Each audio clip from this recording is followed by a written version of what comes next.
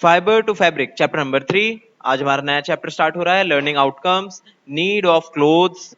हम इस चैप्टर के अंदर जानेंगे क्या जरूरत है कपड़ों की, हिस्ट्री ऑफ क्लोथिंग, इतिहास जानेंगे कपड़ों का, बेसिक मटेरियल्स एंड क्लोथिंग, क्या क्या चीजें चाहिए होती हैं कपड़े के लिए, फ्रॉम फाइबर टू फैब्रिक, बनाने के लिए धागों से एक पूरा कपड़ा। Have you ever observed that different clothes you wear every day do not feel the same? क्या आपने महसूस किया कि अलग अलग तरह के जो आप कपड़े पहनते हैं वो अलग अलग तरह से महसूस कराते हैं हमको, सारे सेम नहीं होते, और इवन लुक द सेम, और देखने में भी अलग लगते हैं। Some are soft while others coarse in texture। Coarse का मतलब होता है सख्त, सख्त या फिर कहें तो हार्ड या रफ। कुछ तो सॉफ्ट होते हैं कपड़े, कुछ होते हैं सख्त से, है ना, सख्त या फिर कहें तो रफ होते हैं कपड़े, खुरदुरे। Clothes are very integral part of our lives. बहुत जरूरी हिस्सा है हमारी जिंदगी का कपड़े। They protect our body from various weather conditions and insects. कीड़ों से बचाती है हमारी बॉडी को कपड़े, और वेदर से भी, मतलब कि बारिश से, धूप से और धूल मिट्टी से, इन सब से बचाते हैं ना कपड़े हमें। They also enhance our personality and to an extent reflect our social status. वो हमारे सोशल स्टेटस को भी रिप्रेजेंट करता है और हमारी पर्सनैलिटी को भी एनहेंस करते हैं कपड़े, है ना। कि अच्छे कपड़े पहनेंगे तो अच्छे जो है स्टेटस सिंबल की तरह वो चीज दिखता है, और अच्छे कपड़े पहनेंगे तो अच्छे से पर्सनैलिटी भी उभर के आती है। The history of clothing. देखिए पहले क्या होता था, the history of clothing can be traced back to the ancient times when people used to cover themselves with barks and big leaves of plants and animal skins and ferns. के हमारे जो है history तब तक देखी जा सकती है, ट्रेस्ड बैक का मतलब ट्रेस्ड करना होता है ना, पीछे मतलब कि अंदाजा लगाना। तब तक अंदाजा लगा सकते हैं हम इन चीजों का जब इंसान जो है पत्तों से, और जो होते हैं पत्तों से और लकड़ी से, लकड़ी के छिलके जो होते हैं उनसे, और एनिमल स्किन से अपने आप को ढकते थे, अपनी बॉडी को ढकते थे। वेदर से बचने के लिए करते होंगे, जाहिर सी बात है। और यहाँ पे लिखा है फर्न्स, फर्न्स FERNS। फर्न्स भी प्लांट्स होते हैं, वो प्लांट जिसके अंदर फूल नहीं होते या फिर कोई और चीज नहीं होती, सिर्फ पत्ते पत्ते होते हैं। तो उनसे ढकते थे अपनी बॉडी को उस टाइम के लोग। After the invention of stitching needle, stitching needle मतलब सुई, जिससे कि बुन सके हम कपड़ों को या फिर सिल सके कपड़ों को, स्टिच कर सके। Started stitching fabrics to make clothes. तब लोगों ने क्लोथ्स की तैयारी शुरू कर दी, स्टिच करना शुरू कर दिया कपड़ों को, ताकि अच्छे से कपड़े बॉडी के शेप के हिसाब से बना सके हम। Later machines were invented to spin, weave and stitch clothes. के बाद में मशीन्स आ गई जिनसे जो है क्लोथ्स को ठीक से बनाया जा सकता था, उनकी स्पिनिंग कराई जा सकती, वेविंग कराई जा सकती, स्टिचिंग कराई जा सकती। ये सारे टर्म्स हम समझेंगे अभी, जैसे कपड़ा बनाना ही सीखेंगे हम पूरा इस चैप्टर में। Do you know around 40,000 years ago, क्या आपको पता है कि 40,000 साल पहले man invented needle made of bones, and the stitching of clothes came into existence। कि देखिए ये क्या है, लकड़ी की सुइयां हैं, इसके अंदर छेद भी है जिसके अंदर से धागा ले आकर हम किसी चीज को सिल सकते हैं। ये 40,000 साल पहले ही लोगों ने इजाद कर लिया था, उस टाइम के लोगों ने। व्हाट आर फाइबर्स, फाइबर्स क्या होते हैं? Fibres are the raw material of textiles या फिर मतलब क्लोथिंग्स। टेक्सटाइल्स का मतलब तो पता है आपको, क्लोथिंग को बोलते हैं ना, बोलते हैं ना टेक्सटाइल इंडस्ट्री, मतलब कपड़ों की इंडस्ट्री। और फाइबर्स क्या होते हैं? पतले धागों को, पतले पतले रेशों को फाइबर्स बोल देते हैं। बहुत सारे फाइबर्स को आपस में लपेट दिया जाए ना, मतलब उन्हें वो कर दिया है, ट्विस्ट कर कर जो है एक जगह पे लपेट दिया जाए तो एक धागा बन जाता है हमारे लिए, और उस धागे से हम कोई भी कपड़ा जो चाहे वो बना सकते हैं। एक धागे को हम बोल देते हैं यान, ये लिखा है यहाँ पे यान, धागा। और यान किस चीज से बनता है? पतले पतले छोटे छोटे फाइबर्स से, ठीक है। एक अब बोलेंगे डायरेक्ट फाइबर से कपड़ा क्यों नहीं बना लेंगे? फाइबर से बना सकते हैं, पर बहुत ही पतला कपड़ा बनेगा। इतने पतले कपड़े से होगा क्या, फट जाएगा आराम से वो। इसलिए फाइबर्स से जो है पहले यान बना लिया था, एक मोटा सा धागा, जिससे हम कपड़ा बनाते हैं, ठीक है। They are hair like structures that are spun into yarns। अब आप देखिए, आपको फाइबर देखना है ना, आप रुई देखिए, रुई क्या होता है? रुई के छोटे छोटे धागे होते हैं, वो क्या होते हैं? फाइबर्स कहलाते हैं वो। अब रुई को आप अच्छे से लपेट दीजिए, है ना, उसे बिल्कुल वो कर दिया, ट्विस्ट कर दिया पतला सा, तो एक धागा तैयार हो जाएगा। उसी धागे से हम बनाते हैं कपड़ा, ठीक है। स्पन इनटू yarn मतलब कि स्पिन, स्पिन करके उसके यान बना लिया जाता है। यान क्या होता है? यान is a long continuous length of interlock fibres, fibres को ही बुन के आपस में एक धागा तैयार किया जाता है। It consist of several strands of material twisted together, अलग अलग तरह के मटेरियल से ही बन सकता है एक धागा। Each strand is in turn made of fibres which are spun into longer filaments to make the yarn. देखिए एक ही चीज को बार बार रिपीट कर रहे हैं कि जो है फाइबर्स को ही लपेट के एक यान बना लिया जाता है, एक धागा बना लिया जाता है। Long continuous strands may only require additional twisting to make them into yarn. Sometimes they are pulled through an additional process called texturing. अब देखिए मतलब कि अल्टीमेटली वही है कि यान बना सकते हैं, पतला यान बना सकते हैं, मोटा यान बना सकते हैं, अलग अलग कलर्स का भी यान बना सकते हैं, जैसे भी चाहें। धागा बनाना है अल्टीमेटली, धागे से जो है मतलब जैसा कपड़ा चाहिए उस तरह का धागा बनाएंगे हम। Fibres are divided into two main parts. Fibres जो है एक तो नेचुरल हो सकते हैं या फिर सिंथेटिक। नेचुरल फाइबर्स वो सारे फाइबर्स जो कि नेचुरली मिलते हैं हमें। नेचुरल का मतलब तो नेचुरली ही होता है ना, जो चीज हम नहीं बना रहे वो पहले से ही कुदरत में पाई जाती है।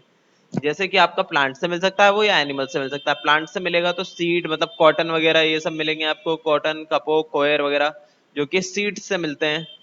या फिर बस्ट से मतलब फ्लैक्स, हेम्प, जूट से। या फिर लीफ से मतलब सीसल।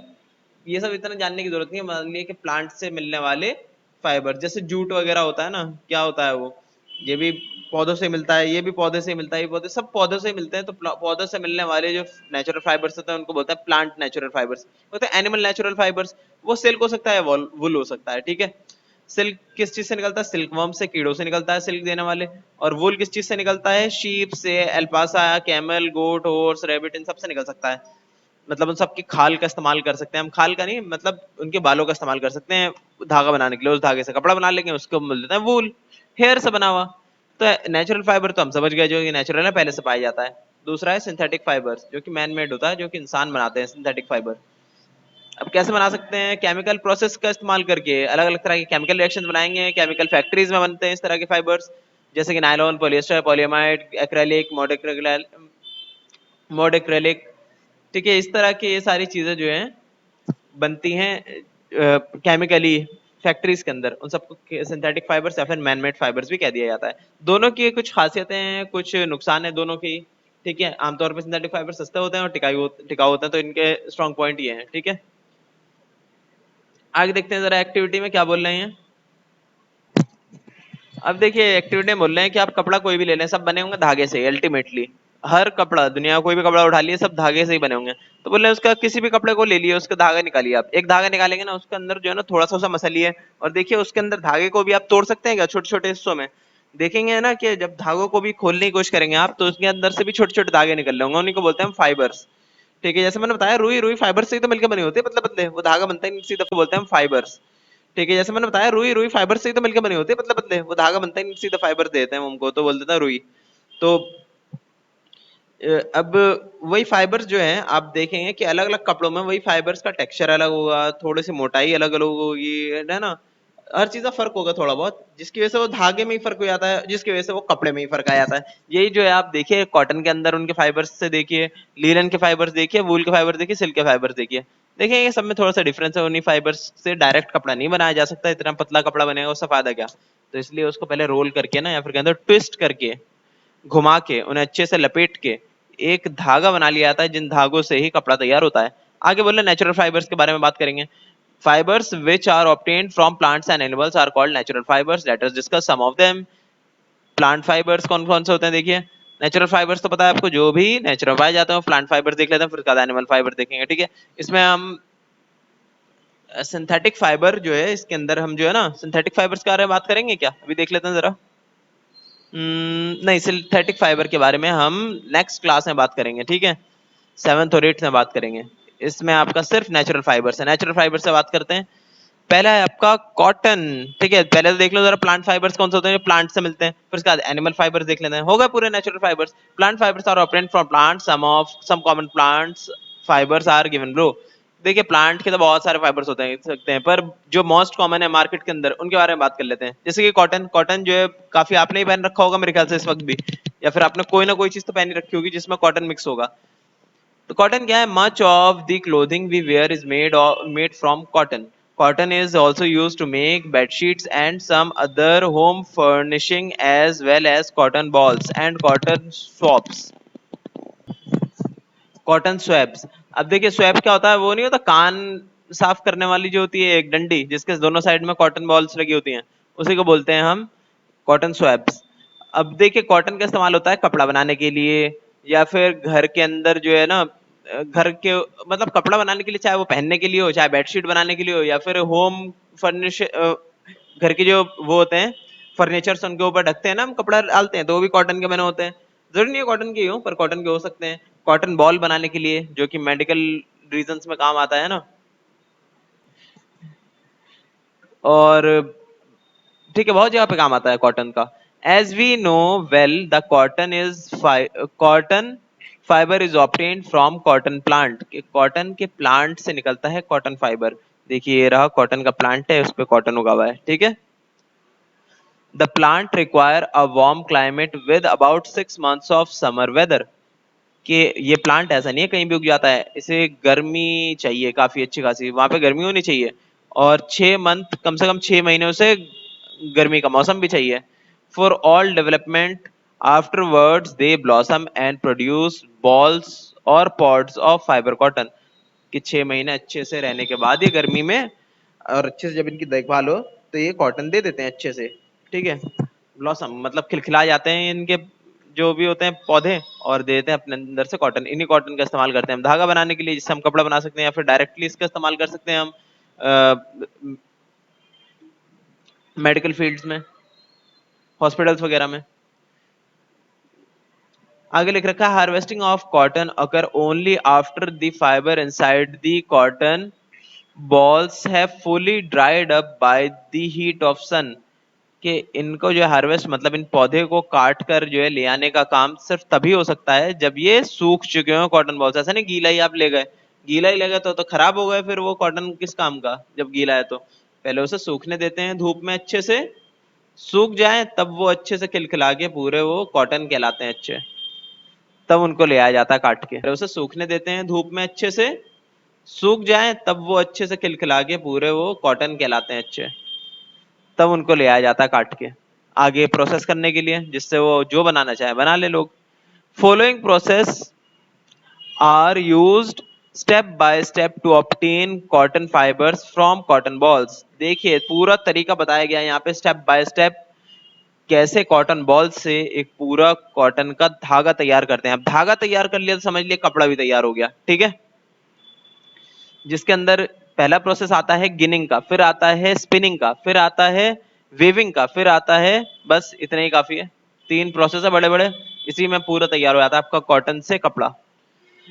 गिनिंग क्या होता है? Ginning, after maturing cotton bolls are picked up from fields by hands and separated from their seeds by combing with the help of cotton gin. बोलते हैं कि जब आप कॉटन ले जाएंगे ना फैक्ट्रीज के अंदर, तो कॉटन अकेले नहीं आएगा, कॉटन के साथ कॉटन के सीड्स भी आएंगे, बीज आएंगे छोटे छोटे से। उन सीड्स को अलग करना जरूरी है, तो कैसे करेंगे? उसको अलग करते हैं उनमें कंघी कर करके। कॉम्बिंग लिख रखा है ना, कॉम्बिंग तो मतलब उन्हें कंघी करते हैं, कंघी करते हैं मेटल की कंघी से, पतली पतली कंघियां होती हैं जिससे उन्हें कंघी कर करके उनके अंदर के सारी बीट्स को मतलब कि सीड्स को निकाल के फेंक देते हैं। तो उस प्रोसेस को बोलते हैं हम गिनिंग, ठीक है, जिसमें हम रिफाइन कर लेते हैं सारे सीड्स को। It is done in factory called ginners, ginnery, ginnery नाम की एक फैक्ट्री होती है अलग से जिसमें ये सारा प्रोसेस होता है, ठीक है, और उस फैक्ट्री को बोल जाता है गिनरी। देखिए गिनरी हो रही है यहाँ पे, ठीक है, ये देखिए इतना सारा कॉटन है हर तरफ पड़ा हुआ, इस सबको जो है रिफाइन किया जाता है, इन सबसे सीड्स निकाले जाते हैं। देखिए कॉटन गिन, देखिए यही है मशीन जिसके अंदर ये डाल देते हैं कॉटन को, ये अंदर जाके कंघी कर देते हैं, कंघी करने के बाद सारे सीड्स को अलग, और रुई अच्छी खासी साफ सुथरी अलग। The leaves, branches and other field dirt are also removed. The fibers are cleaned and dried in a separate machine. बोलते हैं कि देखिए आप जाहिर सी बात है सीड्स अलग कर लेता, काफी थोड़ी है, धूल मिट्टी लगी होगी उसमें, कितने तरह की गंदगी लगी होती है, थोड़ा मॉइस्चर भी होता है, थोड़ा सा कुछ कुछ होता है, बहुत कुछ होता है, सबको रिमूव कर लिया जाता है, ठीक है, और उसके बाद सुखा लिया जाता है रुई को, उसी गिनरी में ही, मतलब उसी फैक्ट्री के अंदर ही। नेक्स्ट स्टेप होता है स्पिनिंग। बोलते हैं कि अब आपका कॉटन तो तैयार हो गया, कॉटन क्या होता है? कॉटन की बॉल, कॉटन की बॉल तो तैयार है आपकी, पर वो है फाइबर्स बहुत ही पतले पतले, उससे कपड़ा नहीं बनाया जा सकता, उससे पहले हमें धागा बनाना होगा।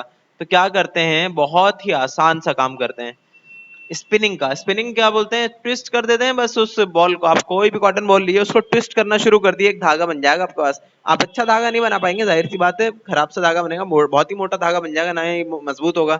पर ये मशीन के जरिए पतला सा धागा बना लेते हैं, वो भी मजबूत, बिल्कुल टाइटली उसे जो है ट्विस्ट करके।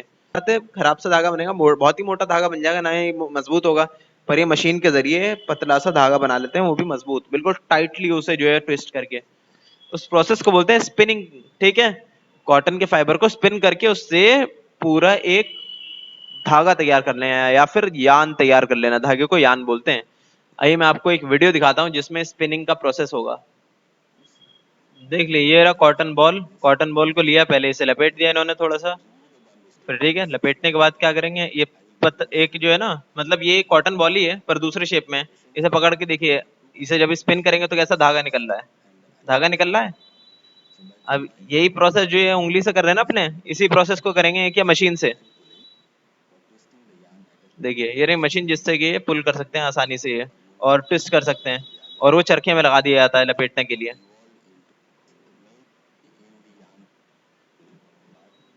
देखिए यहाँ पे बहुत अच्छे से समझ में आ रहा है कैसे होता है प्रोसेस।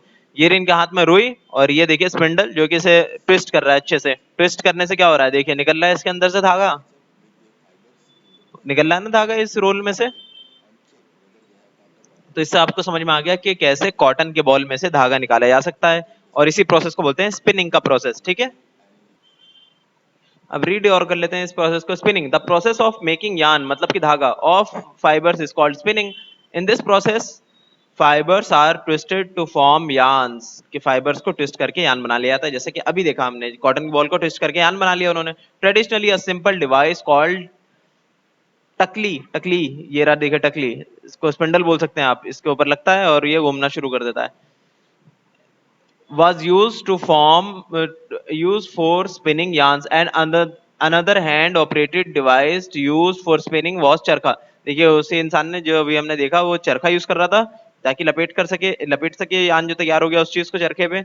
और साथ में ये स्पिंडल या फिर कहें तो ये टकली इस्तेमाल कर रहा था, जिसके ऊपर से ट्विस्ट होकर धागा बन रहा था। अब ये जो है मॉडर्न स्पिनिंग मशीन्स में ये सारा काम हो जाता है बहुत साथ एक बार में, जैसे ऐसे लाखों जितना तैयार करते हैं ना, उतना एक बड़ी सी मशीन इस्तेमाल कर दे तैयार कर देती है धागे को। But now days spinning of cotton yarns on large scale is done with the help of spinning machines। Spinning machine से हो जाता है ये सारा काम। अब लास्ट बचा है हमारा वेविंग। वेविंग क्या होता है, कपड़ों को जैसे धागे है ना, धागों को आपस में इंटरट्वाइन करके एक कपड़ा बना लेते हैं, उसको बोलते हैं वेविंग। बात खत्म। अब धागे धागे से कपड़ा बनाना तो आपको पता ही है, एक के ऊपर एक ऐसे जो है उलझा दिया जाता है उनको, कपड़ा तैयार हो जाता है। उसी प्रोसेस को बोल देते हैं वेविंग। वेविंग के बारे में हम नेक्स्ट क्लास में बात करेंगे। जितना मैंने अभी पढ़ाया है आपको उतना आप रिवाइज कर लिए, आपको होमवर्क है।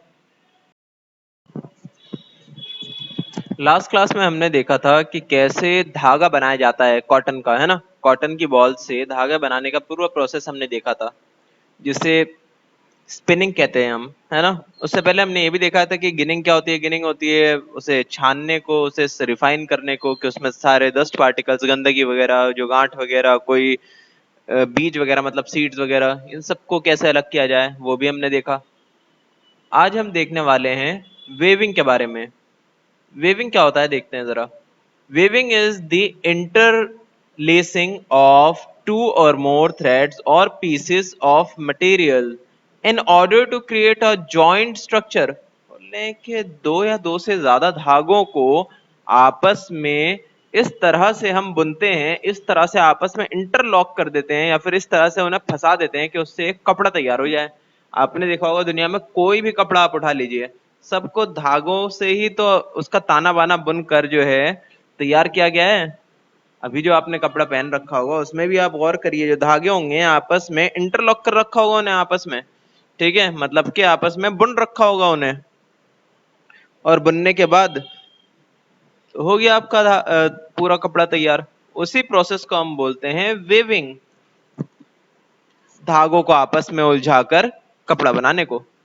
While it is most often used to make cloth, the technique is also common in other crafts such as basket making, बोल रहे हैं कि ये टेक्निक जरूरी नहीं है कि सिर्फ कपड़ा बनाने के लिए इस्तेमाल होता हो कि धागे को आपस में उलझा कर एक कपड़ा बना लो।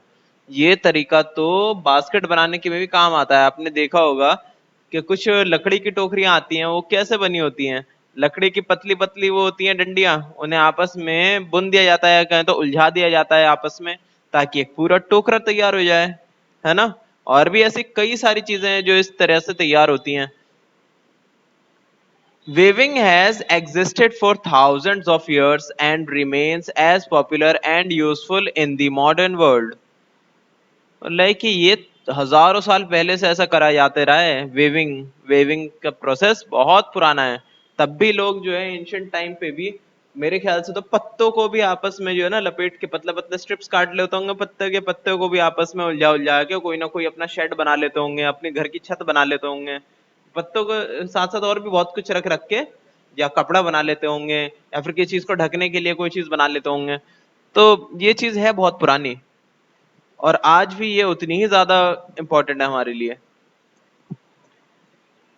वरना सोचिए कपड़ा कैसे बनाएंगे अगर ये टेक्निक का इस्तेमाल नहीं करेंगे तो।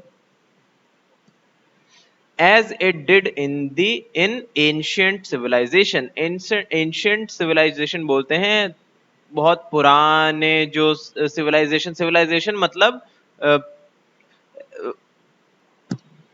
मतलब समाज को बोलते हैं सिविलाइजेशन, और बहुत पुराने समाज को जो है ना वो बोलते हैं ancient civilization. Weaving is done on looms. A loom is a device used to weave cloth. बोल रहे हैं कि वेविंग की जाती है लूम नाम की एक मशीन पे। Hand operated looms are called hand looms. अगर वो लूम हाथ से चलाया जाता है तो उसे हम हैंड लूम कह देते हैं। And power operated looms are called power looms, और अगर वो बिजली से चलाई जाती हो तो उसे हम पावर लूम बोल देंगे। Features of cotton. कॉटन के कौन कौन से फीचर्स हैं? इससे पहले आप ये देखिए कितनी अच्छी फोटो दे रखी है इन्होंने हैंडलूम की। इंसान हाथों से चला रहे हैं इस वेविंग मशीन को, या कहें तो लूम को, हैंडलूम को। और ये है पावर ऑपरेटेड लूम। ठीक है, फीचर्स ऑफ कॉटन, हैंडलूम को, और ये है power operated loom.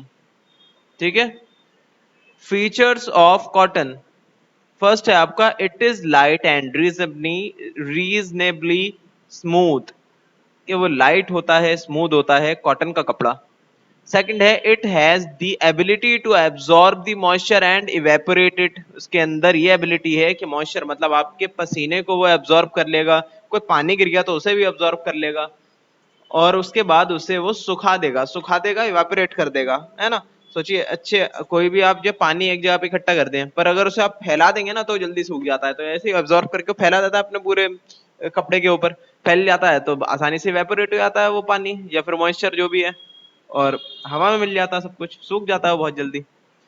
This results in the cooling down of the body, कि इसके लास्ट में क्या होता है, इसकी वजह से हमारी बॉडी ठंडी होती है, क्योंकि बॉडी पे से जब भी पानी इवेपोरेट होता है ना तो हमें ठंड लगती है।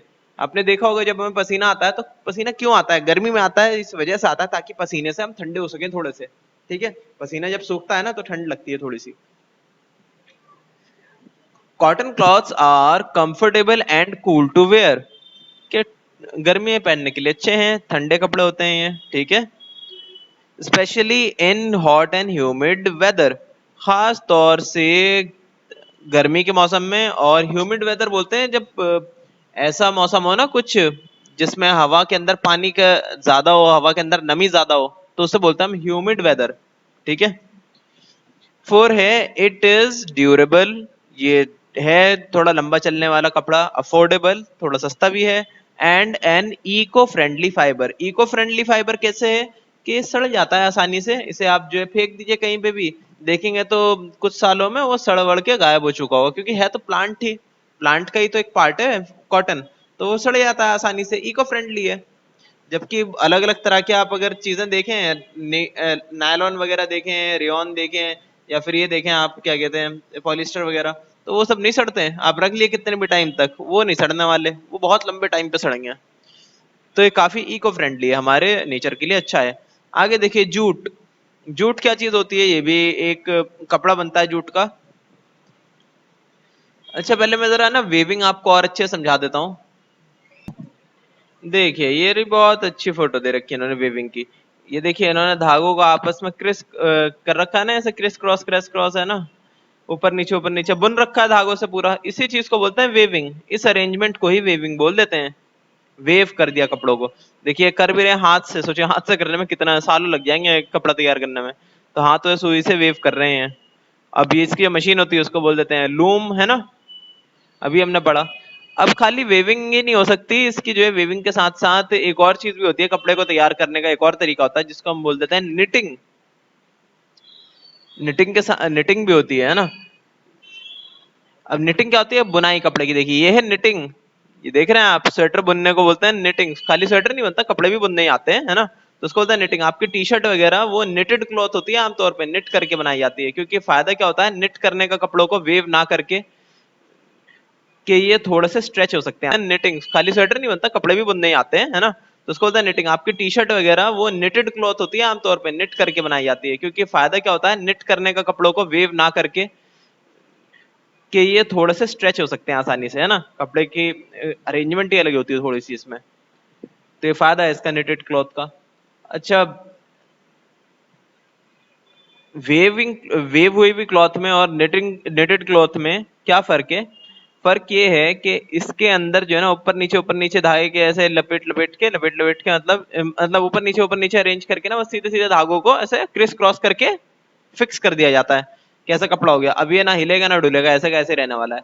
जबकि निटेड क्लॉथ में क्या होता है, कब एक ही धागे को पकड़ते हैं और उसी धागे को ऐसा उलझाते हैं, ऐसा उलझाते हैं अपने आप में ही, अंदर ही अंदर से, कि वो पूरा एक कपड़ा तैयार हो जाता है। इसीलिए आप देखेंगे स्वेटर वगैरह का एक धागा आप खींचिए, खींचते खींचते पूरा स्वेटर हाथ में आ जाएगा आपके, है ना। वो एक ही धागे को उलझाते रहते हैं और उलझाते ही रहते हैं, पता नहीं जब तक वो पूरा तैयार ना हो जाए कपड़ा। तो उसको बोलते हैं निटेड क्लॉथ। इसके फायदे भी हैं कुछ, कुछ नुकसान भी है, ठीक है। तो ये सब अभी हमारे पास नहीं है कोर्स में, अभी हम आगे पढ़ते हैं। हम थे जूट पे। Jute is the natural fibre which is obtained from the stem and outer skin of the jute plant. कि जूट का ये देखिए प्लांट है, प्लांट के अंदर से ही जो है ना, इसके ये देखिए जूट का क्रॉप दिख रहे हैं आपके, जूट के क्रॉप पूरी फसल। तो इस फसल में से इस प्लांट का जो एक हिस्सा होता है जिसका इस्तेमाल करा जाता है जूट का जो है ना वो बनाने के लिए, यान बनाने के लिए, कहें तो जूट का धागा बनाने के लिए, उस धागे से हम जूट का कपड़ा बना सकते हैं। Jute is a rain fade crop. मतलब ये जो है बरसात के मौसम में उगता है ये crop. Production is concentrated around the Ganges delta region of India. के जो गंगा के किनारे जो है ना आमतौर पे जूट उगता है, क्योंकि वहां पे बारिश थोड़ी अच्छा अमाउंट में होती होगी, नमी मिल जाती होगी इसको।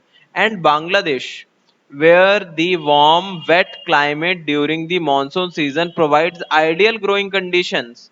ले बांग्लादेश और गंगा के किनारे ये उग जाते हैं आसानी से, क्योंकि यही इसके लिए ठीक है। थोड़ी सी वहां पे गर्मी भी पड़ती है, थोड़ा सा वहां का क्लाइमेट भी होता है वेट, मतलब कि थोड़ा ह्यूमिड नेचर का होता है, और बरसात भी होती है अच्छा अमाउंट में, ठीक है।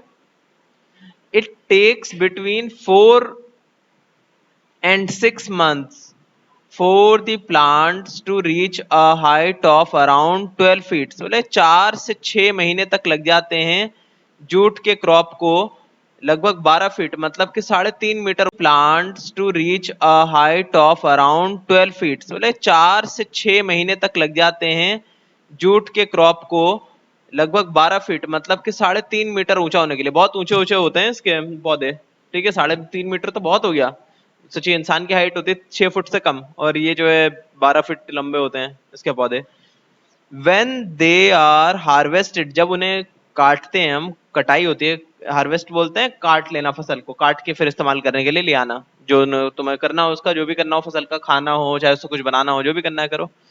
The harvested stems are then tied together and soaked in water to soften before being stripped of their fibers।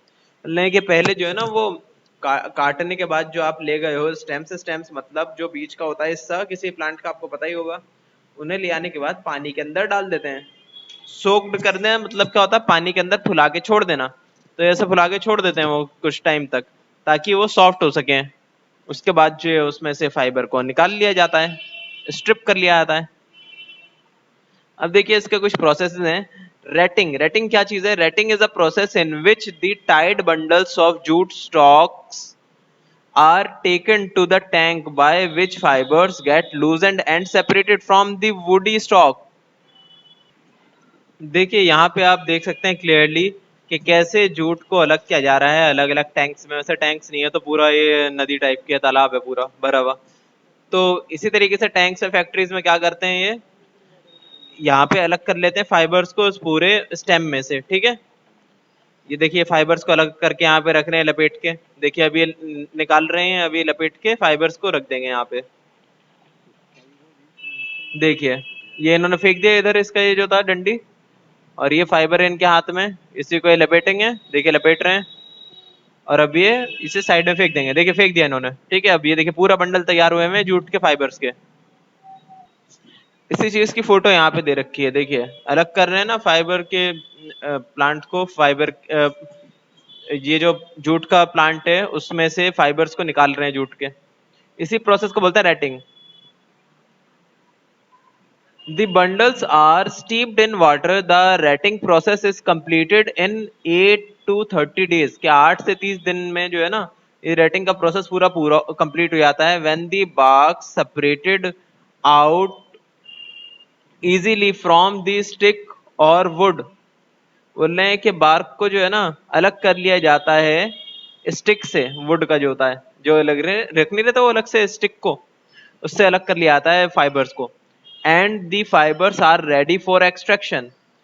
The thread so obtained after the process are of retting are weaved to make different jute products like jute bags, rags, hangings, ropes, curtains, jewelries, etc। देखिए hangings, ropes, curtains, jewelleries etcetera.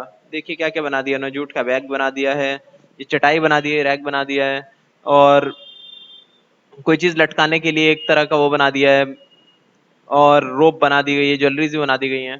कुछ भी बना सकते हैं इसका बाद में। Do you no, क्या आपको पता है एनवायरमेंटल बेनिफिट्स ऑफ जूट? क्या क्या फायदे हैं एनवायरमेंट को जूट से? A hectare of jute plants consume about 15 tons of carbon dioxide and release 11 tons of oxygen। कि बताइए 15 टन जो है कार्बन डाइऑक्साइड को एक हेक्टेयर, एक हेक्टेयर अच्छी खासी जगह होती है, जमीन होती है अच्छी खासी जिसपे खेती बाड़ी होती है, तो उसके अंदर 15 टन कार्बन डाइऑक्साइड को वो जो है ना ले लेता है अपने अंदर, जो कि हमारे लिए सही नहीं है। कार्बन डाइऑक्साइड है ना, तो अच्छी बात है, अच्छा काम कर रहा है एनवायरनमेंट में। और 11 टन ऑक्सीजन भी रिलीज कर देता है हवा में, जो कि हमारे लिए बहुत फायदेमंद है। Cultivating jute in crop rotation enriches the fertility of the soil for the next crop. बोल रहे हैं कि क्रॉप रोटेशन के टाइम पे आप कोई भी ऐसा जो है कुछ उगाने की बजाय, कुछ हेवी मटेरियल उगाने की बजाय खाने पीने का, अगर आप जूट उगा दे वहां पे तो एक अच्छा टाइम मिल जाता है फलने फूलने के लिए जमीन को, और जमीन भी ज्यादा फर्टाइल हो जाती है। एक बार आप जो है जूट का अगर प्लांट लगा दे तो, एक बार फसल पूरी लगा दे तो एक सीजन में। It also does not generate toxic gases when burn. कि इन्हें जलाने के बाद इनमें से जहरीली गैसेज भी नहीं निकलती। फीचर्स ऑफ जूट, क्या क्या फीचर्स ऑफ जूट के? फर्स्ट है आपका, it is 100% biodegradable and recyclable and दस इको फ्रेंडली। पूरी तरह से बायोडिग्रेडेबल है, सड़ जाता है, रिसाइकिल भी कर सकते हैं इसको आप, जो है दोबारा से इस्तेमाल कर सकते हैं। And therefore it is eco friendly, इसलिए नेचर के लिए बहुत अच्छा है ये। सेकंड आपका, it is the cheapest plant fibre produced from the bark और skin of the plant stems. देखिए ये जो अभी निकाल लेते हो, क्या निकाल लेते हो, बीच का स्टेम अलग कर रहे थे वो डंडी को, है ना, और साइड का जो होता है उसका छिलका या फिर कहते हैं उसकी स्किन, उसे अलग कर रहे थे। वही छिलका ही तो होता है आपका फाइबर्स प्लांट्स के, तो उन्हें वो अलग कर रहे थे बंडल बना बना के।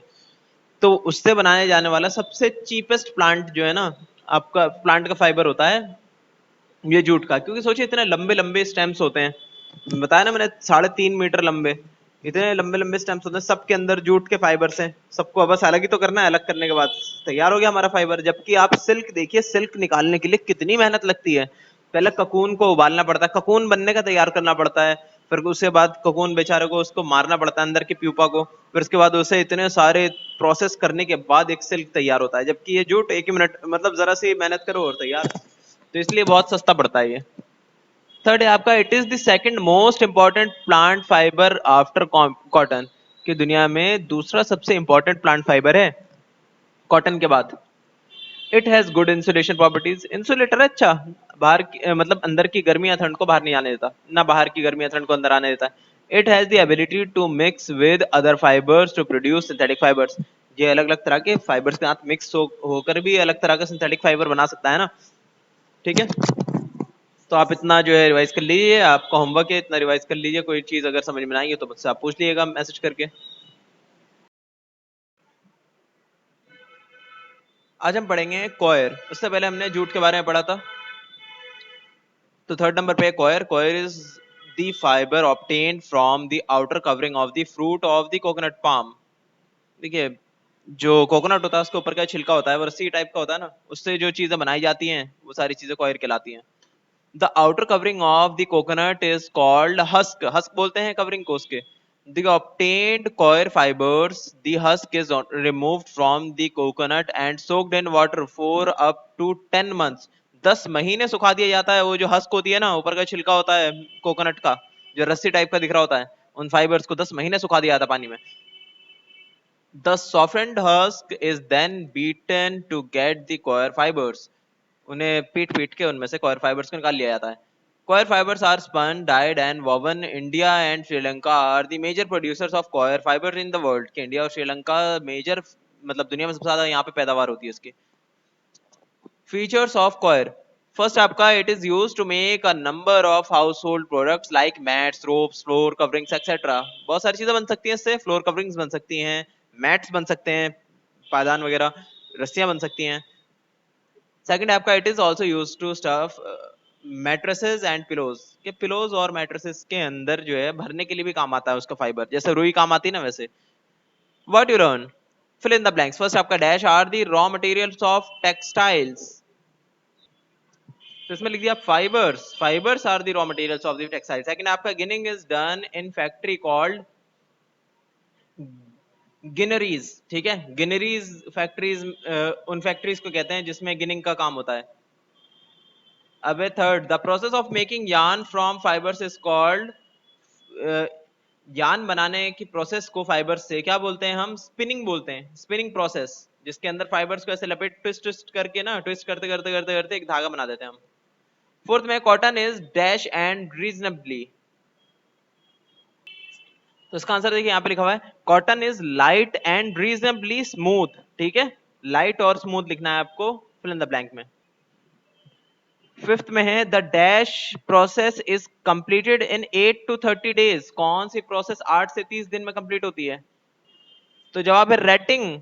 रेटिंग की प्रोसेस, यही छिलके में से जो है, मतलब स्टेम में से वो जूट के फाइबर्स निकालने की प्रोसेस है, retting is completed in 8 to 30 days. ठीक है, रेटिंग लिख दिएगा। सिक्स में the outer covering of the coconut is called husk. Seven है dash and dash are the major producers of coir fibre in the world, तो India and Sri Lanka.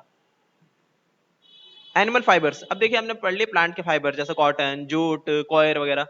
अब हम पढ़ेंगे एनिमल फाइबर, जो कि दो ही होते हैं मेन। एक तो होता है वूल, मतलब कि वूल आपको पता है ऊन किससे निकलता है, भेड़ के खाल से, खाल नहीं होती वो बालों से। और नेक्स्ट आपका सिल्क, सिल्क किससे होता है, सिल्क वर्म्स को मार कर निकाला जाता है ना, मार के निकाला जाता है वो, उसका प्रोसेस हम देखेंगे कैसे करते हैं। ठीक है, बहुत ही आसान सी चीजें देखते हैं जरा। Animal fibres are obtained from animals, wool and silk are common animal fibres. देखिए फर्स्ट आपका wool, wool grows on sheep to keep them warm. Wool जो है शीप के ऊपर, बाल जो है काम आता है उनका गर्म रखने के लिए उनको, जिसे हम निकाल लेते हैं। The wool coat that a sheep wear is called fleece. Fleece बोल देते हैं, वो वूल की कोट होती है ना पूरी, मतलब पूरा जो बाल का जो पूरा गुच्छा होता है उसको बोल देते हैं हम fleece. Fleece keeps sheep warm in cold weather by acting as an insulator, which means it traps warm air next to their bodies। बोल रहे हैं कि इन्हें जो है ना गर्म रखते हैं, ठंड को पार नहीं होने देते। ठीक है, ना ही गर्मी को इनके शरीर के बाहर निकलने देते हैं। Wool fibres grow from the follicles or tube shaped hair cells in the top layer of the sheep skin। like बाल चाहे कोई सा हो, चाहे भेड़ का हो चाहे इंसानों का हो, वो कहाँ से निकलेगा, छोटे छोटे छेद होते हैं हमारे बालों में, हेयर फॉलिकल्स जिनको बोलते हैं, वहां से ही तो निकलते हैं बाल, कॉल्ड एपिडर्मिस। इंसानों का हो, वो कहाँ से निकलेगा, छोटे छोटे छेद होते हैं हमारे बालों में, हेयर फॉलिकल्स जिनको बोलते हैं, वहां से ही तो निकलते हैं बाल, कॉल्ड एपिडर्मिस। एपिडर्मिस क्या होता है, जो हमारी सबसे ऊपर की लेयर होती है ना स्किन की, उसको बोलते हैं एपिडर्मिस। तो शीप की भी ऊपर की लेयर को बोलते हैं epidermis. What we actually use as wool is the dead part of the fiber called the shaft। बोलते हैं कि जो हम पहनते हैं ना वूल के, वूल कहलाता है जो जिसे हम पहनते हैं, वो असल में डेड स्किन होती है शीप्स की, जिसको हम बोलते हैं शाफ्ट, दी शाफ्ट। ठीक है। डेड स्किन कैसे, बालों को काट दिया तो वो मर गए ना, वो बाल तो हैं, बाल तो मरे हुए होते हैं, डेड स्किन होती है वो। The living growing part of the wool fibre is the root buried in the skin. देखिए शुरुआती हिस्सा होता है ना बालों का, वो जिंदा होता है थोड़ा सा, उसमें जान होती है थोड़ी सी, तो वो नहीं पहनते हम। वूल जो ऊपर का हिस्सा होता है थोड़ा सा, काट के बालों को नीचे कैसे को नहीं काटते, ऊपर किससे काटते हैं हम, ट्रिम कर देते हैं ना उसको। As the root grow as the root grows, it pushes the fiber out from the skin. When sheep are shorn for their fleece, only the shaft is removed. The roots stay under the skin so that sheep is able to grow a new fleece। बोलते हैं कि हम जड़ों से पूरा नहीं उखाड़ लेते बालों को कि दोबारा बाल ही ना पाए, हम बस ऊपर से काट लेते हैं बालों को और ऊपर का इस्तेमाल करते हैं शीप का। ठीक है। जिससे वो दर्द वर्द नहीं फील होता उन्हें कुछ, जैसे हमारे बाल कटते हैं तो हमें कोई प्रॉब्लम थोड़ी होती है, क्योंकि वो तो डेड स्किल्स होते हैं, है ना, डेड स्किन होती है, डेड सेल्स होते हैं ना वो तो हमारे बाल के, तो वो कट जाए तो क्या दिक्कत है, वैसे उनके भी बाल कट जाते हैं ऊपर से, तो कोई दिक्कत नहीं होती ना, दोबारा उग जाते हैं। शेयरिंग, शेयरिंग क्या होती है, process, the process of removing hair from the body of the sheep is called shearing. ये जो बाल निकाल रहे हैं ट्रिम करके, उसी की प्रोसेस को बोलते हैं shearing. It is usually done during the weather, warmer weather. It can be done manually or by shearing machines. ये देखिए शेयरिंग मशीन से करा सकता है, खुद ही ब्लेड लेके छीलना शुरू कर दे, कैसे भी कर सकते हैं आप चाहे तो ये आमतौर पे गर्म मौसम में किया जाता है, ठंड में करेंगे तो बेचारे मतलब ठंड नहीं लगने लगी उन्हें। After shearing the wool is washed to remove impurities and then it is dried and spun into yarns। कि उन्हें जो है ना, जब निकाल लेते हैं वूल को अच्छे से धो लेते हैं, धोना तो जरूरी है, धोए बिना तो कैसे काम चलेगा। धोने के बाद फिर जो है उन्हें ड्राई कर देते हैं और उसके बाद उनसे यान बना लेते हैं। यान क्या होता है, धागा, धागा बना लेते हैं हम। निटिंग, निटिंग क्या होती है, निटिंग आपको पता होगा, जैसे हमने वेविंग पढ़ी थी। वेविंग क्या होती है कि धागों को जो है ऐसे सिलना है कि क्रिस क्रॉस होकर, जैसे चारपाई होती है, चारपाई का होते हैं वेव हो चुके होते हैं, वेव कर रखा होता है उसको, वेविंग कर रखी होती है उसकी, एक के ऊपर एक दो धागों को कर रखा होता है, उलझा रखा होता है। जबकि निटिंग होती है एक सिंगल धागे के लिए, और उसे ऐसा उलझाइए, ऐसा उलझाइए, ऐसा उलझाइए कि पूरा का पूरा स्वेटर तैयार हो जाए या फिर कोई भी वो कपड़ा तैयार हो जाए, तो निटिंग उसी प्रोसेस को बोलते हैं। और निटिंग इसलिए बोल रहे हैं यहाँ पे क्योंकि वूल का कपड़ा जो है आमतौर पर निट किया जाता है, वेव नहीं किया जाता, ताकि उससे स्वेटर बन सके। स्वेटर में क्या खास बात होती है, वो थोड़ा सा स्ट्रेचेबल होता है ना, स्वेटर इस तरह से बनाया जाता है, थोड़ा मोटा भी बनाना होता है उसको, तो उलझाना ज्यादा बेहतर है, निटिंग ज्यादा बेहतर है उसके लिए। निटिंग निटिंग करने का ये फायदा होता है कि कपड़ा ना आपका स्ट्रेचेबल हो जाता है थोड़ा सा।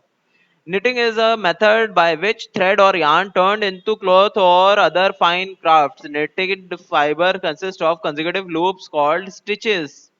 ठीक है। कि लूप बनाते हैं मतलब उलझाते जाते हैं धागे को और पूरा एक बनाते हैं। आप देखा होगा स्वेटर का भी एक धागा खींचे और पूरा स्वेटर हाथ में आ जाएगा आप खींचते जाएंगे तो। As each row progresses a new loop is pulled through an existing loop. एक ही लूप से दोबारा लूप फंसाते जाते हैं, फंसाते जाते हैं, फंसाते जाते हैं, मतलब गांठ से गांठ लगाते जाते हैं। The active stitches are held on a needle until another loop can be passed through them. This process eventually results in final product, often a garment knitted। Knitting can be done manually or bye machines. के knitting का process machine से भी किया जा सकता है, हाथों से भी किया जा सकता है, कि हाथों से कर रहे हैं ना, ये पकड़ के उसमें घुमाते जा रहे हैं, घुमाते जा रहे हैं, घुमाते जाते हैं ना, सुआ होता है हाथ में इनके, वो घुमाते जाते हैं और उलझा उलझा के पूरा बना देते हैं एक sweater. Features of wool, features क्या होते हैं वूल के, फर्स्ट आपका it is made up of a protein called keratin. Keratin नाम की एक प्रोटीन से बनता है, बाल जो है हमारे केराटिन से तो बनते हैं। Keratin is also found in, क्या होते हैं वूल के, फर्स्ट आपका it is made up of a protein called keratin. Keratin नाम की एक प्रोटीन से बनता है, बाल जो है हमारे केराटिन से तो बनते हैं। Keratin is also found in human hairs and nails and in animal hooves. It makes a substance hard और गिव्स इट स्ट्रेंथ। अब आपको बता देखिए, केराटिन जो है एक ऐसा प्रोटीन होता है जिससे कि, प्रोटीन किस लिए काम आते हैं, बॉडी के पार्ट्स को डेवलप करने के काम आते हैं, वो बिल्डिंग ब्लॉक्स होते हैं हमारे बॉडी के। जैसे मसल्स उनसे बनते हैं, बहुत सारी चीजें अलग अलग ऑर्गन्स उससे बने होते हैं, पूरी तरह से नहीं मतलब मिक्स होते हैं प्रोटीन इन सबसे। प्रोटीन से आमतौर पर बहुत सारी चीजें बनती है, वैसे ही हमारे हेयर भी प्रोटीन से बनता है, उस प्रोटीन का नाम है आपका केराटिन। केराटिन जो है आपने शैम्पू का नाम भी सुना होगा, केराटिन स्मूथ, है ना, कि केराटिन होता है उस शैम्पू के अंदर, तो यही होता है केराटिन। तो एनिमल के पैरों में होता है ना, घोड़े या फिर बकरियों के जो पैर होते हैं सक सक से नीचे का हिस्सा जो होता है जो कि चलने में काम आता है, तो वो भी जो है आपके इसी प्रोटीन से बने होते हैं, केराटिन से। और हमारे बाल, हमारे नेल्स वगैरह भी इससे बने होते हैं। It makes a substance hard और गिव इट स्ट्रेंथ। सेकंड आपका it is the weakest natural textile fibre. सबसे कमजोर नेचुरल सब्सटाइल टेक्सटाइल फाइबर होता है, ये कमजोर होता है, वूल काफी आसानी से फट जाता है। थर्ड है आपका it's fibre has a high degree of resilience, has hence it wrinkles less than others. Resilience बोलता है लचीलापन, या फिर कह सकते हैं आप कि खराब नहीं होते जल्दी वो, है ना, मतलब कि मतलब उसे आप जो मोड़े तोड़े कुछ भी करें वो सही रहते हैं, वो ऐसे आसानी से उसमें रिंकल नहीं पड़ते, वो सही रहते हैं, मतलब खराब नहीं होते जल्दी वूल के कपड़े। फोर्थ है आपका its fibres are non conductors of heat, के कंडक्ट नहीं कराते हीट को। इसका फायदा क्या है, ठंड में आपको गर्म रखेंगे और गर्मी में आपको ठंडा, दोनों ही काम कर सकते हैं। 10 एक्सीलेंट फॉर विंटर क्लोथिंग, ठीक है, विंटर के लिए बहुत काम आते हैं ये। वैसे अगर धूप में अगर आप पहनेंगे ना पतले वूल भी, तब भी आपको फायदा ही पहुंचाएगा कहीं ना कहीं, क्योंकि बाहर की धूप को थोड़ा थोड़ा रोक लेगा, बाहर की गर्मी को बॉडी के अंदर नहीं आने देगा, ठीक है। तो ये दोनों ही काम कर सकता है ये, पर अल्टीमेटली इसका काम जो है सर्दी में ही होता है, ठीक है, ताकि अंदर की गर्मी को बाहर ना जाने दे। फिफ्थ आपका shrinkage is greater in woollen fabrics, काफी सिकुड़ जाते हैं वूल के बने फैब्रिक्स, अगर उसे मतलब अक्सर धोने होने के बाद ठंड में भी कई बार जो है सिकुड़ जाते हैं, कपड़ों में सिकुड़ना कॉमन है काफी, जैसे कॉटन के कपड़े अक्सर सिकुड़ते हैं। सेकंड है सिल्क। सिल्क क्या होता है, silk is also natural fibre with high lustre, मतलब काफी चमकीले होते हैं सिल्क, और नेचुरल फाइबर है which is obtained by the larva और कैटरपिलर, मतलब एक लार्वा, एक छोटा सा होता है कीड़ा, उससे निकाला जाता है ये। Of a type of moth, एक तरह का मॉथ होता है ये। The larva is often called a silkworm, मतलब एक कीड़ा होता है, मॉथ होता है, जिसका छोटा सा अंडा होता है, देखिए अंडा यहाँ पे देने का, उस अंडे में से छोटा सा जो बच्चा निकलता है कीड़े का, उसको बोलते हैं लार्वा, ठीक है। लार्वा जब थोड़ा सा बड़ा होता है ना, तो सोचता है कि अपने लिए घर बना लेता हूँ, उसका घर होता है ककून, ये रहा ककून देखिए, और ये रहा लार्वा, ठीक है। ककून के अंदर जो है मतलब ये रहता है अच्छे खासे लंबे टाइम तक, पर इस ककून को क्या करते हैं, उठाते हैं और ले आके गर्म पानी में डाल देते हैं, और गर्म पानी में डालने के बाद इसके जो छोटे छोटे ककून किससे बना रखा होता है, इसने अपने मुंह के अंदर से थूक निकालता है, जिसके अंदर से वो एक धागा सा बन जाता है, उस धागे को लपेट लपेट के अपने बॉडी पे वो उसके अंदर जाके रहना शुरू करता है, घर बना लेता है अपना इसमें। पर उसी को हम गर्म पानी में डाल देते हैं और इसको पिघला देते हैं थोड़ा सा, और इसके अंदर से ना धागा को निकालना शुरू करते हैं, और निकाल के पूरा धागा अपना अलग कर लेते हैं, और धागे से फिर एक बड़ा धागा बना लेते हैं जिसको हम यान बोलते हैं, उस धागे से सिल्क का कपड़ा बना लिया हमने, देखिए सिल्क का क्लॉथ बन गया। यही बोल रहे हैं यहाँ पे कि silk worm spins cocoon made up of a single long thread like fibre called filament. Filament कहते हैं वो जो मुंह के अंदर थूक निकालते हैं ना, थूक को जो लंबा करते हैं, थोड़ी देर में सूख कर वो हार्ड हो जाता है, उसी को बोलते हैं पतला एक सिल्क का fibre. The silk worms are placed on mulberry leaves, कि सिल्क वर्म्स जो है ना मेलबेरी के पत्ते खाते हैं, इसलिए उनका घर भी जो है मेलबेरी के पत्ते ही होते हैं। These worms when eat the mulberry leaves produce saliva around their body for protection, जैसे कि मैंने बताया मुंह के अंदर थूक निकालते हैं, थूक से अपने आप को लपेट लेते हैं गोल गोल और ककून बना लेते हैं। After some time it becomes a small oval ball like in shape, oval ball की तरह नहीं लग रहा आपको, oval shape, अंडे जैसा shape। The small oval ball shaped structure is called cocoon, cocoon ball बना लेते हैं। After some time it becomes a small oval ball like in shape, oval ball की तरह नहीं लग रहा आपको, oval shape, अंडे जैसा shape। The small oval ball shaped structure is called cocoon, cocoon बोलते हैं इस छोटे से बॉल को जो कि बनाए हैं धागों से सिल्क के, from which the silk fiber is obtained। Features of silk, feature क्या है, it is an expensive fibre, काफी महंगा होता है क्योंकि इसे निकालने का प्रोसेस बड़ा मुश्किल है। सेकंड आपका it is strong and shiny fibre, काफी स्ट्रॉन्ग है और शाइनी है। थर्ड है आपका there are several types of silk such as muga, tasar etcetera produced by various species of silkworms, अलग अलग तरह की स्पीशीज होती हैं सिल्कवर्म्स की, प्रजातियां होती हैं जो अलग अलग तरह के सिल्क को प्रोड्यूस करती है, जैसे मूगा और तसार। फोर आपका it is good absorbent of heat, मतलब ये ठंड गर्मी में आपको ठंडा रखेगा थोड़ा सा। thus keeps our body warm, good absorbents of heat। देखिए ठंड में तो पहना ही जाता है जिससे जो है ना मतलब बाहर की जो गर्मी है वो सोख लेता है थोड़ी सी, और मतलब सोखता नहीं है, धूप वूप लगती है ना तो गर्म होता है और हमारी बॉडी को भी गर्म कर रखता है ये, ठीक है। तो एब्जॉर्बेंट ऑफ हीट बोलते थे इसको, कि गर्म रखता है कपड़ा। पर क्या वो करते हैं कि बहुत हल्का होता है, काफी हल्का, तो कई बार हम पतला सा जो है सिल्क का कपड़ा गर्मियों में भी पहन लेते हैं, गर्मियों में भी कुछ लोग पहन लेते हैं सिल्क का कपड़ा, तब भी उन्हें कोई दिक्कत नहीं होती क्योंकि लाइट वेट होता है काफी और चल जाता है इतना काम, ठीक है। आगे आपका do you no silk is the only fibre which is obtained by killing a living organism, silkworm, कि सिल्क इकलौता दुनिया में फाइबर है, सिल्क मतलब ऐसा टेक्सटाइल इंडस्ट्री में यूज होने वाला फाइबर जिससे हम धागा बनाते हैं, जो किसी जिंदा चीज को मार के निकाला जाता है, और इसके अलावा कोई भी पहनने वाला कपड़ा जो है किसी चीज को मार के नहीं बनाया जाता, सिर्फ सिल्क बनाया जाता है। क्यों, क्योंकि जो कोकून हम उबालते हैं पानी में, कोकून के अंदर होता है बेचारा लार्वा जो मर जाता है गर्म पानी से, ठीक है। थर्ड, और उसके बाद नेक्स्ट क्या बोल रहे हैं ये, the process of rearing silkworm is called sericulture. जैसा आपको पता होगा कि पौधों को उगाने वाला जो होता है ना, पौधों को उगाना, उसकी बिजनेस को बोल देते हैं हम एग्रीकल्चर। वैसे ही जो है जानवरों को पालना ताकि उससे हम कुछ प्रोडक्ट का इस्तेमाल कर सके, उसको हम बोल देते हैं फार्मिंग। वैसे ही सिल्क वॉर्म्स को पालना ताकि उसके जो प्रोडक्ट्स हैं उसका इस्तेमाल कर सके हम, मतलब कि सिल्क का, उसको बोलते हैं हम सेरिकल्चर। अब लास्ट हमारा टॉपिक है सिंथेटिक और मैनमेड फाइबर। सिंथेटिक फाइबर्स कौन कौन से होते हैं जो कि नेचुरली ना तो एनिमल्स प्रोड्यूस करते हैं ना ही प्लांट्स प्रोड्यूस करते हैं, किसी भी तरह से नेचुरली नहीं पाया जाता, उसे हम खुद से बना देते हैं फैक्ट्रीज में। उन फाइबर्स को बोलते हैं सिंथेटिक या फिर manmade fibres. The fibres made by human beings are called synthetic और manmade fibres. For example nylon, polyester, rayon, acrylic etcetera. इसमें से नायलॉन भी सुना होगा आपने, पॉलिएस्टर भी सुना होगा, रेयॉन भी सुना होगा, मेरे ख्याल से एक्रेलिक भी सुना होगा। देखिए ये रहा है कुछ नायलॉन का फाइबर, ये है आपका पॉलिएस्टर का फाइबर। पॉलिएस्टर तो आपने शायद कभी पहन भी रखा हो, या फिर आपने कॉटन का कपड़ा पहना हो सकता है कि उसमें मिक्स हुआ हुआ पॉलिएस्टर। काफी अच्छा कपड़ा होता है ये पॉलिएस्टर फाइबर, रेयॉन फाइबर। और देखिए कैसे बनता है कोई भी सिंथेटिक फाइबर। आपको पता है कि एटम होते हैं और मॉलिक्यूल्स होते हैं, ठीक है, कई एटम्स को मिला के एक मॉलिक्यूल बनता है। तो कुछ ऐसे मॉलिक्यूल, ठीक है, जो भी ऐसा मॉलिक्यूल है जिसके अंदर एक खास तरह की प्रॉपर्टी हो कि ज्वाइन हो, यानी कि दो इस तरह के जो है ना मॉलिक्यूल्स आपस में ज्वाइन होकर एक बड़ा मॉलिक्यूल बना सकते हैं, तो उस सब मॉलिक्यूल्स को हम बोल देते हैं मोनोमर। ठीक है, सिर्फ वो मॉलिक्यूल्स जिसमें एबिलिटी हो ज्वाइन होने की एक दूसरे से, उनको बोल देते हैं हम, और ज्वाइन होकर चेन बना लेने की, उसको बोल देते हैं मोनोमर्स। तो बहुत सारे मोनोमर्स ज्वाइन होके एक बना लेते हैं पॉलीमर। वही पॉलीमर जो है हम उसी का धागा बनाते हैं, उसी पॉलीमर का हम जो है कपड़ा बना लेते हैं। उसी पॉलीमर के कपड़े को हम बोल देते हैं सिंथेटिक या फिर man made fibre. A synthetic fibre is a chain of small units called monomer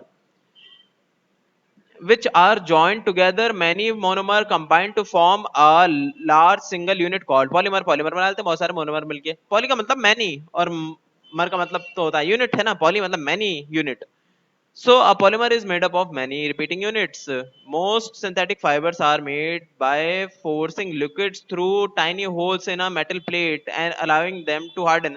बोलते हैं कि केमिकल हमने प्रोड्यूस कर लिया पॉलीमर का, है ना, केमिकल। अब केमिकल को हम क्या करेंगे, हमें पता है कि केमिकल को ऐसे ही हम सुखाएंगे ना तो हार्ड हो जाएगा, उससे धागा बन जाएगा। तो एक जाली लगा देते हैं, मेटल की जाली, जाली में से आप पार कराते हैं उस केमिकल को। ठीक है, गाढ़ा होता है वो केमिकल काफी, जब पार होके नीचे आता है ना स्लो स्लो वो मतलब इसके अंदर से, जाली में से, तो जाली की दूसरी तरफ से धागा निकलना शुरू हो जाता है। धागा सुखा देते हैं, उसको सुखा देते हैं तो वो केमिकल धागा सा बन जाता है। उसी धागे का इस्तेमाल कर लेते हैं हम कपड़ा बनाने के लिए। ठीक है, जो मेटल की जाली होती है, the metal plate are called spinneret. Spinneret कहा जाता है उस जाली को मेटल के जिसमें से हम पार कराते हैं उस केमिकल को। स्पिनरेट कहा जाता है उस जाली को मेटल के जिसमें से हम पार कराते हैं उस केमिकल को, जिसके दूसरी तरफ से धागा निकल जाता है। They are made of gold और platinum because these metals are not affected by most chemicals. बोलते हैं कि जो जाली बनाते हैं ना मेटल की, कोशिश करते हैं कि उसे हम गोल्ड या प्लेटिनम का बनाएं। क्यों? क्योंकि गोल्ड और प्लेटिनम में जंग नहीं लगता, मतलब कि गोल्ड और प्लेटिनम जो है वो केमिकल रिएक्शन से थोड़ा दूर रहते हैं। तो हम केमिकल गुजार रहे हैं मेटल की जाली से, तो केमिकल गुजार रहे हैं तो ऐसा मेटल होना चाहिए ना जो कि इंटरेक्ट ना करता हो उस केमिकल से, वरना पता है पिघल ही गया वो या कुछ और दिक्कत हो गई। ठीक है, तो इसलिए हम इसे गोल्ड या फिर प्लेटिनम का बनाते हैं उस जाली को। Different synthetic fibres are made from different raw materials. कि अलग अलग तरह के जो फाइबर्स है ना, मैनमेड फाइबर्स या सिंथेटिक फाइबर्स, अलग अलग तरह के मटेरियल से बनाए जाते हैं, जैसे कि हमने पढ़ा nylon fibre, nylon, polyester, rayon वगैरह। द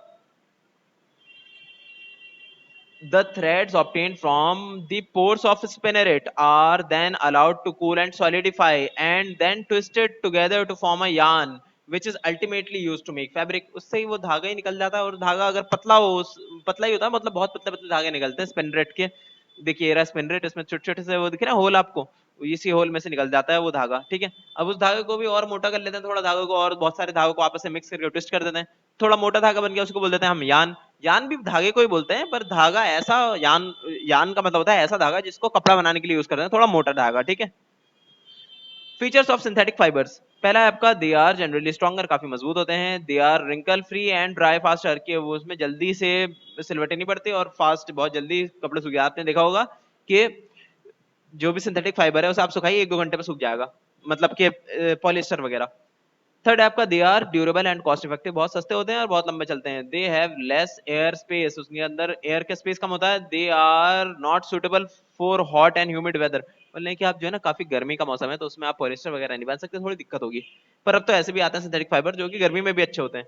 अब आता है फिफ्थ में, they are cause many skin problems in hot and humid weather. अगर आप गर्मी पहनेंगे ना तो बना तो केमिकल से, थोड़ा सा पिघल पिघल के आपके स्किन पे लगेगा, नुकसान पहुंचाएगा आपको।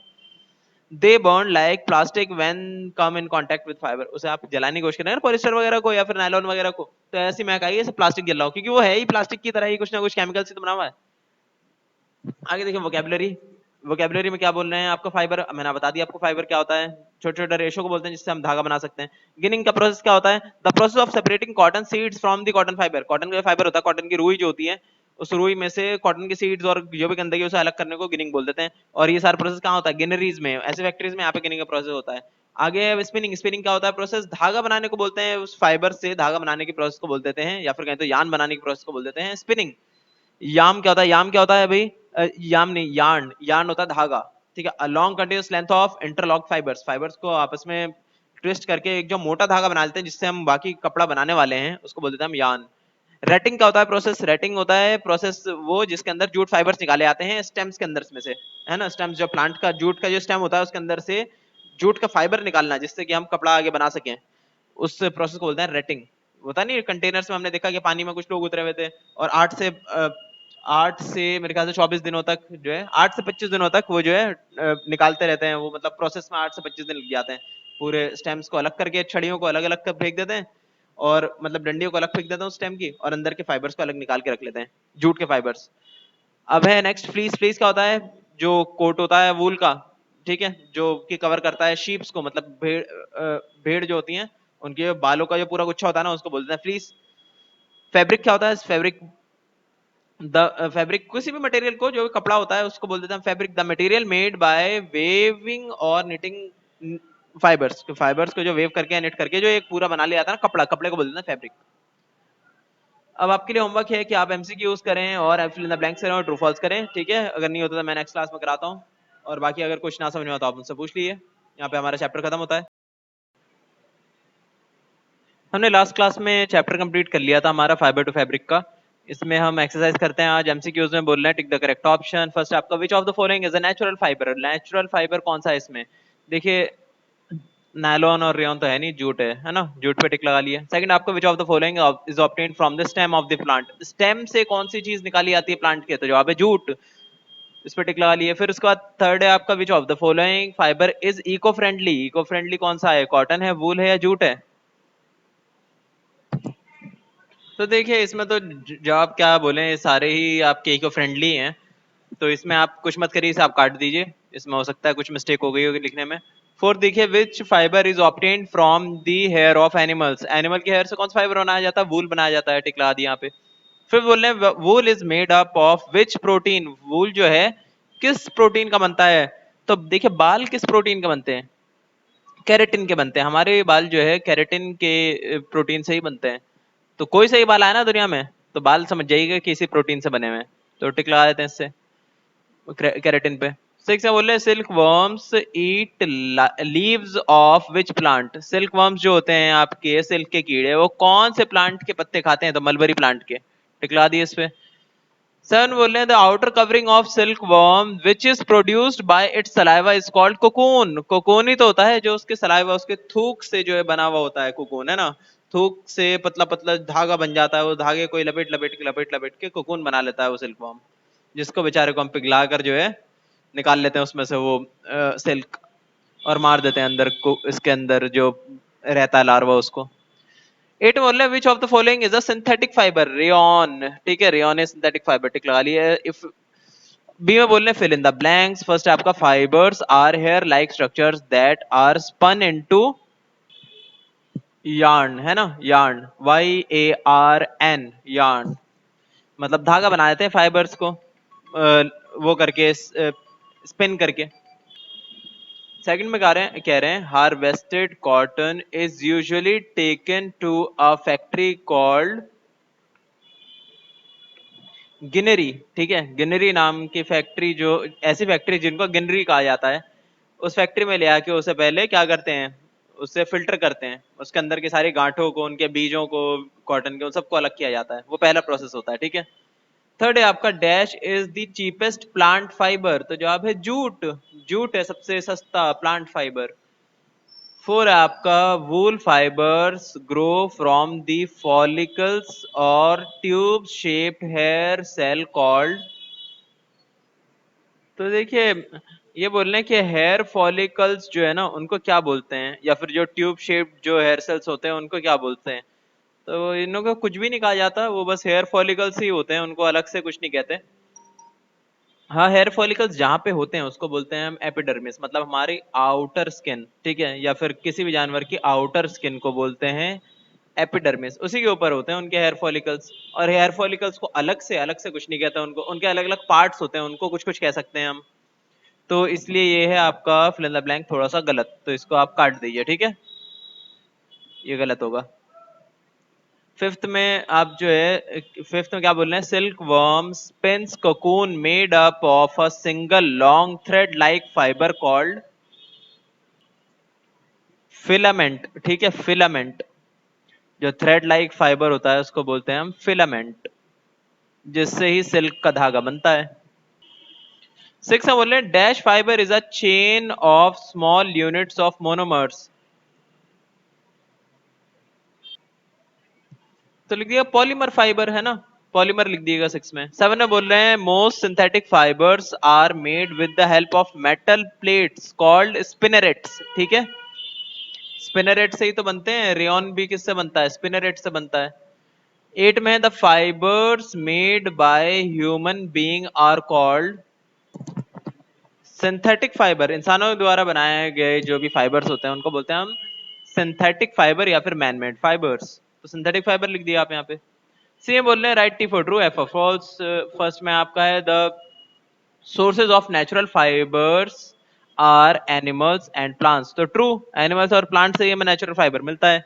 सेकंड बोलते हैं the process of making yarn from fibre is called spinning, के धागा जो है फाइबर से जो धागा बनता है उस धागा बनाने की प्रोसेस को हम स्पिनिंग बोलते हैं, तो जवाब है हाँ, true.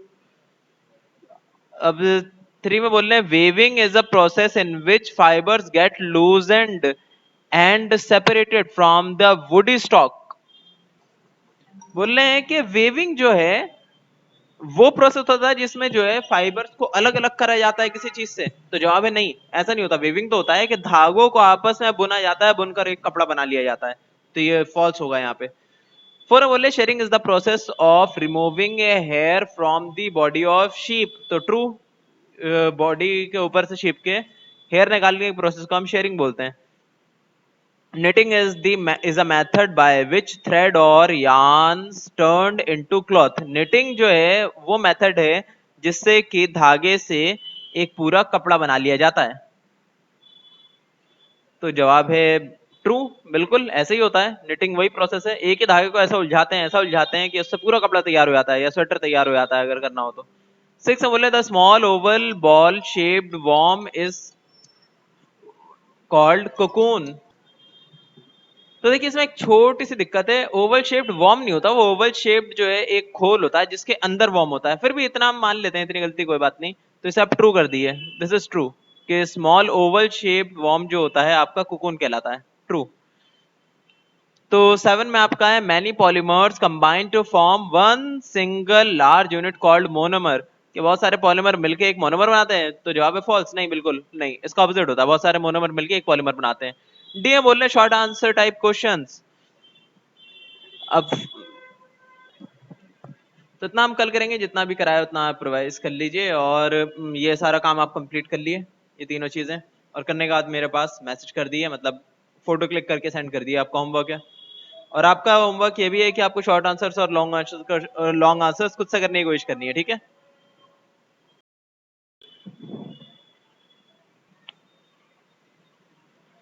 D short answer questions. Last time हमने जो है ना एमसीक्यूज कर लेते, फिल इन द ब्लैंक्स कर लेते, ट्रू फॉल्स कर लेते, अब हम करते हैं क्वेश्चन आंसर्स। फर्स्ट आपका give to examples of synthetic fibre and natural fibre, दो एग्जांपल दे दिए सिंथेटिक फाइबर के, और दो एग्जांपल आप नेचुरल फाइबर के दे दिए। सिंथेटिक फाइबर के दो एग्जांपल तो मैं अभी आपको बताता हूँ। सिंथेटिक फाइबर का आप एक लिख दिया रेयन, एक लिख दिया नायलॉन, ठीक है, और दो एग्जांपल है नेचुरल फाइबर के, कॉटन और जूट लिख दिएगा। सेकंड है आपको what are power looms and hand looms, कि पावर लूम्स कौन सा होता है और हैंड लूम्स क्या होते हैं। तो ये देखिए पैराग्राफ दिख रहा है आपको। Weaving is done on looms, weaving की जाती है लूम्स नाम की मशीन पे। A loom is a device used to weave cloths. Hand operated looms are called handlooms and power operated looms are called power looms. बस इतना आप लिख लीजिए, ठीक है, ये पूरा पैराग्राफ आप लिख लीजिए। थर्ड में बोल रहे हैं list 4 items made from jute.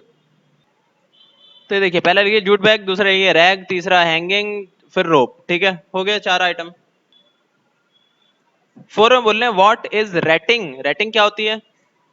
तो आप ये लिख लिए रेटिंग। रेटिंग क्या होती है? वो जो प्रोसेस होती है ना जिसमें अलग किया जाता है स्टेम के अंदर से जूट का जो फाइबर होता है वो उसके स्टेम में से निकाला जाता है। उस प्लांट के, जूट का जो प्लांट होता है उसके स्टेम के अंदर में से निकाला जाता है फाइबर। ये देखिए निकाल रहे हैं फाइबर को। उस प्रोसेस को बोलते हैं rating. Retting is a process in which the tied bundles of jute stalks are taken to the tank by which fibers get loosened and separated from the woody stalk. Woody stalk किसे कहा गया है? वो stem के stock को कहा गया है, स्टेम के पूरा गट्ठे को। उसके अंदर से जो है ना स्टेम के अंदर से फाइबर्स जूट के निकाल लिए जाते हैं। The bundles are steeped in water. The retting process is completed in 8 to 30 days when the bark separated out easily from the stick or wood and the fibers are ready for extraction. ठीक है, तो आप ये पूरा लिख दिए paragraph, हो गया आपका ये आंसर। फिफ्थ में बोल रहे हैं why woollen clothes are wear in winters, क्यों वुलन क्लोथ्स को विंटर में पहनते हैं? Because they are insulator of heat. ठीक है, हीट के इंसुलेटर होते हैं, वो हीट को आर पार नहीं जाने देते, शरीर के अंदर की हीट को अंदर ही ट्रैप करके रखते हैं।